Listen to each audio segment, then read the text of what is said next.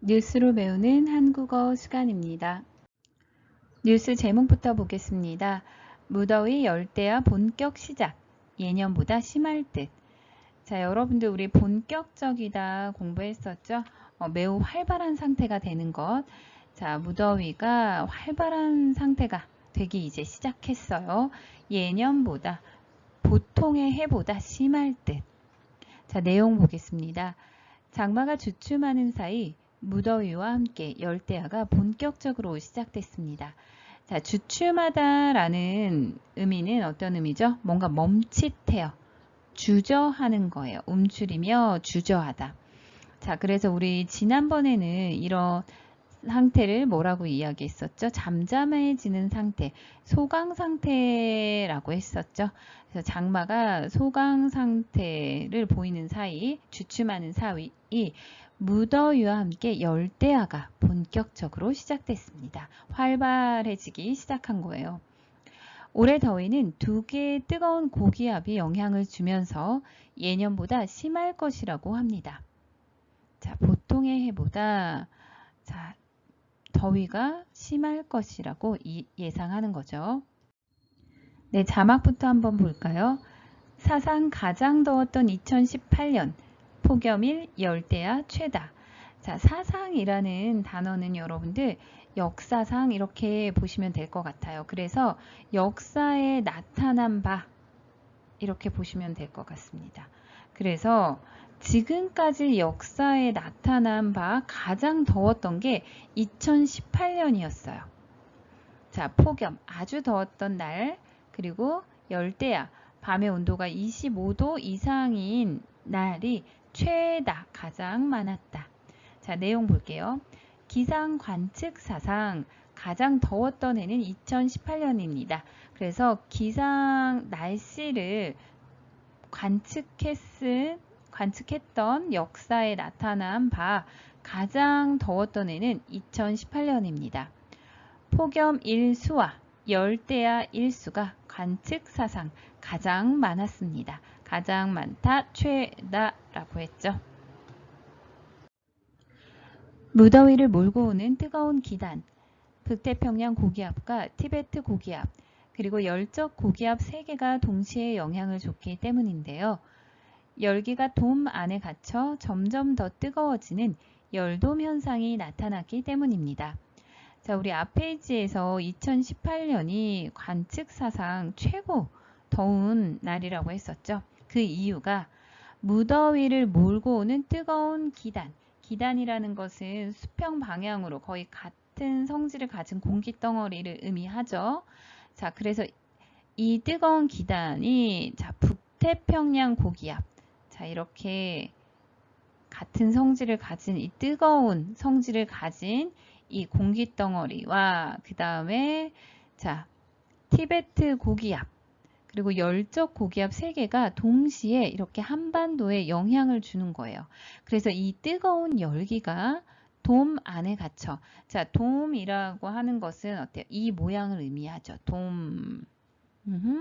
자, 그래서 이것은 어때요? 여기 보시면 히트돔 이렇게 되어 있죠? 자, 뜨거운 고기압들이 동시에 영향을 주면서 이 열기가 돔을 형성하게 되는 거예요. 돔 모양으로. 그래서 열기가 이 돔에 갇혀 이 안은 어때요? 엄청 뜨거워지는 현상이 나타나는데요. 이것을 열돔 현상 이렇게 이야기합니다. 그래서 열돔을 만들었기 때문에 2018년이 굉장히 더웠던 거예요. 그런데 올 여름에는 열적 고기압을 제외한 2개의 고기압이 동시에 우리나라에 영향을 줄 것으로 보입니다.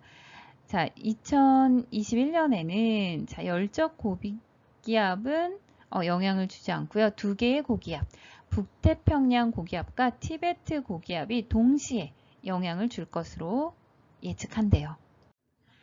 따라서 오늘부터 본격적으로 시작되는 무더위와 열대야, 역대 최악은 아니더라도 보통 여름철보다는 훨씬 심할 것으로 보입니다. 자, 다행이라고 할 수 있을까요? 2018년에는 어때요? 이 뜨거운 고기압이 3개가 그쵸? 3개의 뜨거운 고기압이 영향을 줬다면 2021년에는 2개의 고기압이 영향을 준대요. 그래서 역대 최악은 아니더라도 보통 여름철보다는 예년보다는 훨씬 심할 것으로 보입니다. 네, 자막 볼까요? 주말까지 무더위, 열대야 계속, 돌발 소나기 조심. 자, 여러분들 돌발이라는 단어는 어떤 의미죠? 예측할 수 없게 갑자기 일어나는 것을 돌발 이렇게 이야기하거든요. 그래서 우리 앞에서는 이 돌발을 게릴라성 폭우 이렇게도 이야기했었죠. 기억나시죠? 자, 그리고 또 하나는 어떤 게 있었죠? 기습적으로 내리다. 이런 표현 사용했었어요. 기습적으로 내리다. 그래서 돌발 이렇게 같이 비슷한 표현으로 공부하시면 될 것 같습니다. 내용 볼게요. 기상청은 우선 주말까지는 이 정도의 무더위가 이어질 것으로 전망됐습니다. 계속될 것으로 전망했습니다. 무더위 속에 돌발적인 강한 소나기에 대한 주의도 필요합니다. 돌발적인 기습적으로 내리는 게릴라성 소나기에 대한 주의도 필요합니다. 예측할 수 없었기 때문에 조금 조심할 필요가 있다는 이야기죠. 자막 볼게요. 대기 불안정에 시간당 50mm 국지성 호우 잦을 듯. 자, 대기가 좀 불안정해요. 이런 공기의 상태가 불안정해서 시간당 50mm의 국지성. 국지성이라는 것은 어떤 의미입니까? 일정한 지역에만 한정된 거예요. 그러니까 넓은 지역, 다른 뭐 이렇게 넓은 지역이 아니라 어떤 한정된 지역에 갑자기 내리는 비가 잦을 듯, 잦다라는 것은 많다, 자주 있다 라는 의미예요. 자, 내용 볼게요. 대기가 불안정해 국지적으로 강력한 소나기 구름이 발달하기 때문인데요. 내륙 곳곳에 시간당 50mm의 국지성 호우가 쏟아질 가능성이 큽니다. 자, 대기가 좀 불안정해요. 그래서 국지적으로 조금 일정한 지역에 한정돼서 강력한 아주 센 소나기 구름이 발달하기 때문인데요. 그래서 내륙 곳곳에 시간당 50mm의 좀 많은 비죠. 국지성 호우가 일정 지역에 한정된 비가 쏟아질 가능성이 큽니다.